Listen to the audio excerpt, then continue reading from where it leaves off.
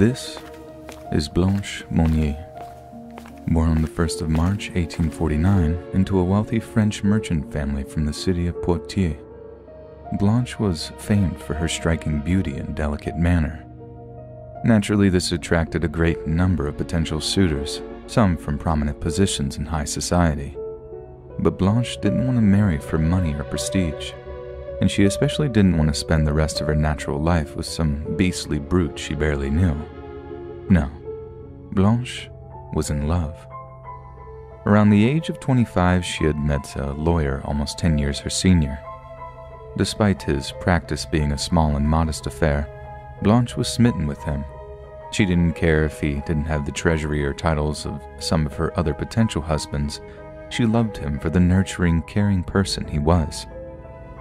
Yet in 1874, upon finally expressing her desire to marry the man, Blanche discovered her mother's reaction not to be one of joy, but one of disdain and disgust. "No daughter of mine is going to marry some penniless lawyer," Louise Monnier is thought to have said. "You'll wed whomsoever your father and I choose." But Blanche was defiant. She told her mother that she was free to marry whoever she pleased. She wasn't an object to be traded to boost the Monniers' esteem, and if her mother insisted on behaving in such a ghastly manner, she'd have no choice but to elope with her law-practicing lover. That night, once all were asleep, Blanche packed a small traveling case with only a handful of her most precious possessions and attempted her escape. Yet when she reached the bottom of the staircase, she heard a shrill voice pierce the darkness behind her. Going somewhere? It was her mother. Louise had been watching and waiting to apprehend her daughter's attempt to fly the nest, and it turned out she had a rather draconian punishment in mind. What happened remained a closely guarded family secret for the next 27 years, and when the public came to learn of Blanche Monnier's fate, they were horrified by what they heard. To most who know her, Blanche was there one day and gone the next. The sprightly young woman seemed to have just dropped off the face of the earth. Blanche's uncle Marcel, when questioned as to what happened to Blanche, would give the same story as her mother. She ran away, said she was going to live with that lawyer of hers. "We miss her terribly, and we wish she'd come home." But this lawyer insisted he had not seen his beloved Blanche since the day she'd requested to marry him, and placed the blame for her disappearance squarely at the feet of the Monnier family. Her disappearance caused such a concern that a representative of the Poitiers magistrate visited the home to verify Louise Monnier's story. There, they were shown how her armoire had been emptied of clothing, along with a note purported to be written by Blanche herself that referred to eloping with my beloved. This seemed to have satisfied the authorities, and the blame once again shifted to Blanche's paramour. And although he was never formally charged in connection with her disappearance, he insisted on his innocence until his sudden death in 1885. In the years that followed, Blanche was slowly forgotten about as the world moved on without her. Just another victim of class and circumstance in a culture that sees its daughters as little more than property. Then, on May 23rd of 1901, a high-ranking government official in Paris received a frighteningly intriguing letter from an anonymous author. The envelope that was simply marked with the French words, "For Mr. Attorney General," the letter reads as follows: "Dear Sir, it is with the great sorrow that I must inform you of an exceptionally serious occurrence. I speak of a spinster who is locked up in Madame Monnier's house in Poitiers, half-starved and living in a putrid litter for the past 25 years, in a word, in her own filth. She is in dire need of assistance, as I fear her health to be in a grave condition. Please help her. Yours." It reads as if whoever had written the letter was just about to sign their name, then decided against it at the last moment. And maybe this is a sign that Madame Monnier's power and influence reach far beyond the regional government of Poitiers. Regardless of her high status, Madame Louise Monnier soon had her lavish home swarmed by French gendarmerie policemen. She demanded to know why they were there, yet the commanding officer simply ignored her, instructing his men to thoroughly search the cellars and attic spaces of the large house. It was then that Madame Monnier realized why they were there. but there was no mad dash to escape, no attempt to hide her crimes. By then, the damage had been done. While searching the attic of the house, police found a small, locked door that they were unable to gain entry to. They demanded that Madame Monnier produce the key, but she told them that she'd misplaced it sometime prior to their unexpected visit. This was of no import to the gendarmerie, who promptly smashed the door off its hinges before squeezing their way into the tiny room of the other side. The sight that greeted them elicited terrified gasps and exclamations from the policemen. They were gendarmerie, military policemen, trained to combat hordes of rioters on the streets of France. They were hard men, ready for anything, but nothing could have prepared them for what waited for them on the other side of that attic door. And this is what they saw. The woman they found had evidently been imprisoned in what can only be described as harrowing conditions.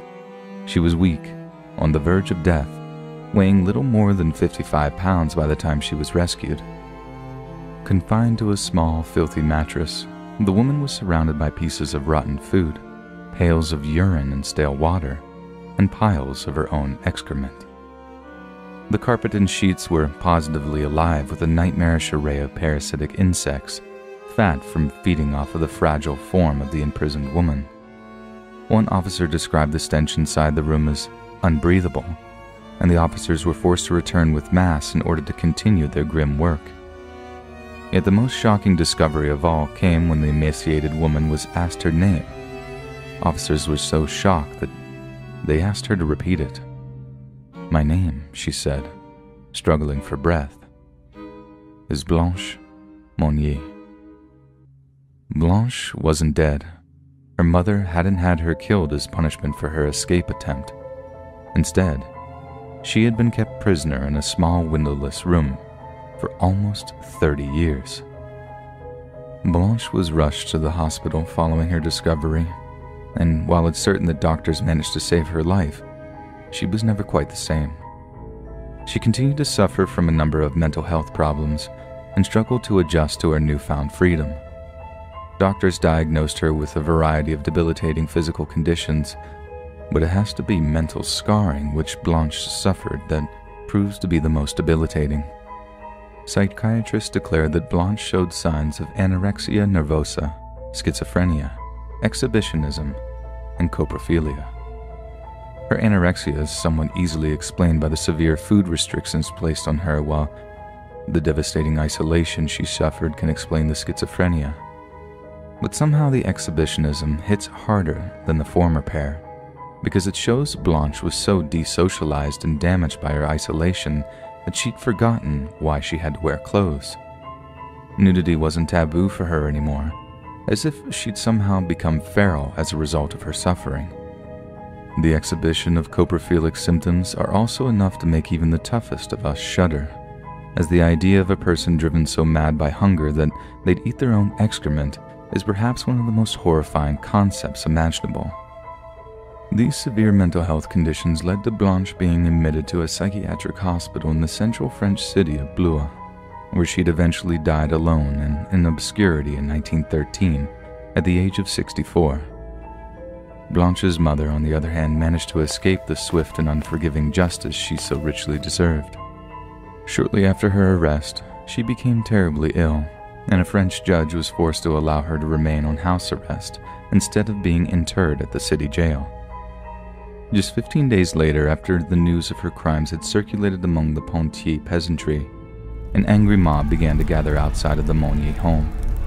It's then that Madame Monnier, upon learning of the vengeful mob, died suddenly as a result of some previously unknown illness.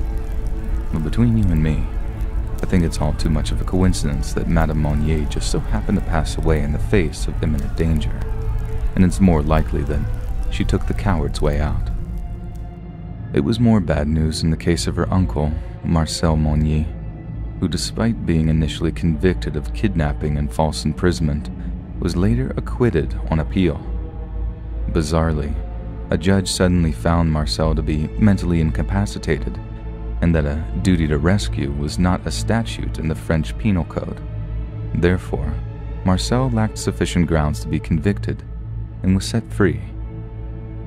As horrifying though Blanche's story was, it was almost lost to history for a time before 1930, when French author André Gide published a novel based on the incident. Interest in the case was reignited, and the French people were once again horrified by the story of a mother who was soulless enough to inflict unimaginable cruelty upon her own flesh and blood. Louise Monnier had intended to lock her daughter away from the world until people forgot she even existed. But history has a way of bringing to light what is done in the dark.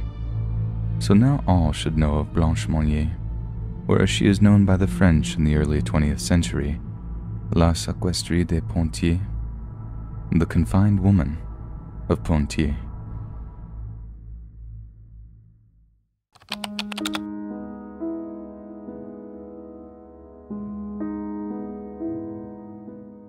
Take a look at this picture.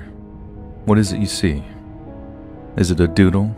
Something someone scribbled absent-mindedly one day whilst talking on the phone? To the untrained eye, what's scribbled on this piece of paper might well appear to be gibberish, but to the improbable few of us that recognized old German cursive handwriting, they might well be able to make out the two words that constitute the entirety of that wall of text: Herzenschatzi and Komm. As it turns out, what you're looking at was intended to be a letter written by a woman named Emma Hoch and addressed to her absent husband. Born in Ellwangen in Germany in August of 1878, Emma was admitted to the psychiatric hospital at the University of Heidelberg after being diagnosed with dementia praecox at the age of just 30 years old. While a patient at the secure facility, Emma wrote a series of highly disturbing and upsetting letters to her husband, often consisting of just a few words repeated over and over again. In the letter you're looking at, she has written the words Herzenschatzi komm, meaning, darling, please come, and then komm, komm, komm, repeated over and over. It's thought that these phrases have been repeated almost 1,000 times on the small piece of paper, and that Emma's husband was extremely upset upon reading the letter, as it was clear that her condition hadn't improved in the least bit since her admission. Emma died on April 1st of 1920, and the hospital staff decided to store her many letters in a rather special place indeed. You see, the University of Heidelberg, where Emma received her treatment, has an entire department dedicated to the artwork produced by its psychiatric patients, known as the Prinzhorn Collection. It's here that Emma's letters were filed away and forgotten about for 80 years, when the Prinzhorn Collection put on an outsider art exhibit in Manhattan, New York City. Once a source of horror and heartbreak for those that knew her, this new generation of artists were fascinated by such candid representations of mental illness. They became the subject of a number of documentary films and were even adapted into a theater play around 2019. Such creative types have managed to put all kinds of spin and interpretation onto Emma's letters, claiming the pieces say more about the person viewing them than they do about Emma herself. But anyone who knows the backstory of such a picture knows that all it speaks is the immense loneliness and suffering of a person who didn't understand what was wrong with her. A person whose sole wish was to be reunited with the man she loved, a man who barely even recognized her anymore, neither physically nor mentally. May she rest in peace.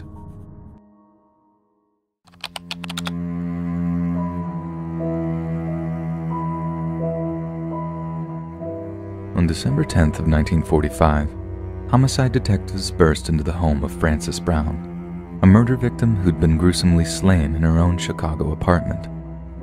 She was discovered with a knife lodged in her neck and a bullet wound to the head, having been dead for a long time before she was found. Nothing seemed to have been taken from her apartment, but it was evident that Frances's killer had left something behind. A message scrawled on the wall of her apartment in her own lipstick, and this is what it said: "For heaven's sake, catch me before I kill more. I cannot control myself." In the course of the investigation that followed, police found a bloody fingerprint smudge on the door jamb of the entrance door. They also interviewed a witness who claimed to have heard gunshots at around 4 o'clock in the morning, as well as talking to the building's night clerk, who said a large, nervous man of about 35 to 40 years old got off the elevator and left the building shortly after the shots were fired. This information led them to 17-year-old William Herons. On June 26, 1946, 17-year-old William Herons was arrested for attempted burglary.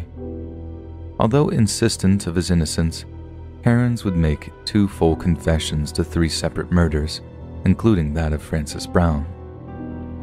On September 4th, Herons admitted his guilt on burglary and murder charges, then tried to hang himself in a prison cell. This wildly contradicts Herons' original statements that he was only going to confess to the murders in order to save himself from the electric chair. Why take the years to save your skin, then try to take your own life immediately after pleading guilty? It's entirely possible that Herons simply realized he couldn't do the time and tried to escape an unjust punishment. It's more likely that the despair of knowing he was caught had set in, and with one of his victims being a 6-year-old child, he knew his imprisonment would be rough, to say the least. In light of Herons' repeated claims of his innocence, no true motive has ever been established for the murders. But the photograph we're looking at may well provide a terrifying insight into Herons' mentality at the time of the killings. Maybe some people really are just consumed with the urge to kill, and maybe it's a craving as tangible as regular people's need for love, friendship, fulfillment, and satisfaction. Maybe for people like William Herons, killing is the only way they can achieve any kind of emotional release. And what's particularly horrifying about his case is that it seems he was completely self-aware of his nightmarish predicament. He wanted to stop killing. He just couldn't control himself.